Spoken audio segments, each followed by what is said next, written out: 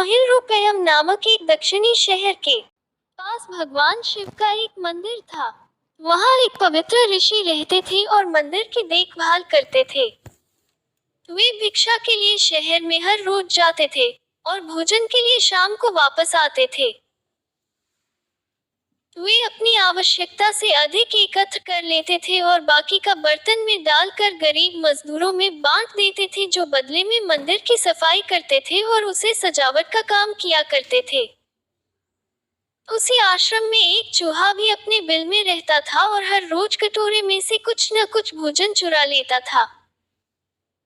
जब साधु को एहसास हुआ कि एक चूहा भोजन चोरी करता है, तो उन्होंने इसे रोकने के लिए सभी तरह की कोशिशें की।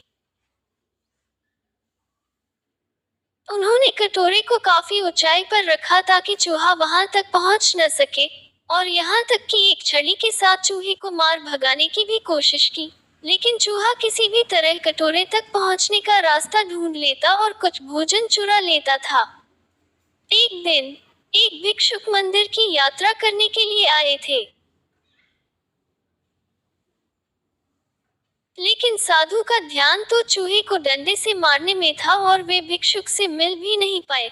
इसे अपना अपमान समझ भिक्षुक क्रोधित होकर बोले, आपके आश्रम में फिर कभी नहीं आऊंगा, क्योंकि लगता है मुझसे बात करने के अलावा आपको अन्य काम ज्यादा महत्वपूर्ण लग रहा है। साधु विनम्रता पूर्वक चूहे से जुड़ी अपनी परेशानियों के बारे में भिक्षुक को बताते हैं कि कैसे चूहा उनके पास से भोजन किसी न किसी तरह से चुरा ही लेता है। यह चूहा किसी भी बिल्ली या बंदर को हरा सकता है अगर बात मेरे कटोरे तक पहुंचने की हो तो। मैंने हर कोशिशें की है, लेकिन वो हर बार किसी न किसी तरीके से भोजन चुरा ही लेता है। भिक्षुक ने साधु की परेशानियों को समझा और सलाह दी, चूहे में इतनी शक्ति, आत्मविश्वास और चंचलता के पीछे अवश्य ही कुछ न कुछ कारण होगा। मुझे यकीन है कि इसने बहुत सारा भोजन जमा कर रखा होगा और यही कारण है कि चूहा अपने आप को बड़ा महसूस करता है और इसी से उसे ऊंचा कूदने की शक्ति मिलती है। चूहा जानता है कि उसके पास कुछ खोने के लिए नहीं है, इसलिए वो डरता नहीं है। इस प्रकार साधु और भिक्षुक निष्कर्ष निकालते हैं कि अगर वे चूहे के बिल तक पहुंचने में सफल होते हैं तो वे चूहे के भोजन के भंडार तक पहुंचने में सक्षम हो जाएंगे।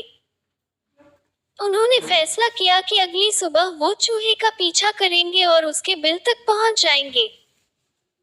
अगली सुबह वो चूहे का पीछा करते हैं और उसके बिल के प्रवेश द्वार तक पहुंच जाते हैं।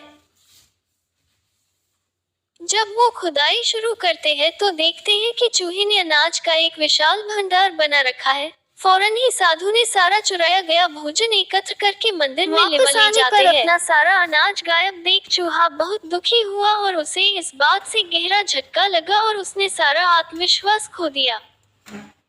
अब चूहे के पास भोजन का भंडार नहीं था, फिर भी उसने फैसला किया कि वो फिर से रात को कटोरे से भोजन चुराएगा। लेकिन जब उसने कटोरे तक पहुंचने की कोशिश की, तब वह धड़ाम से नीच गिर गया और उसे यह एहसास हुआ कि अब न तो उसके पर शक्ति है और न ही आत्मविश्वास। उसी समय साधु ने भी छड़ी से उस पर हमला किया।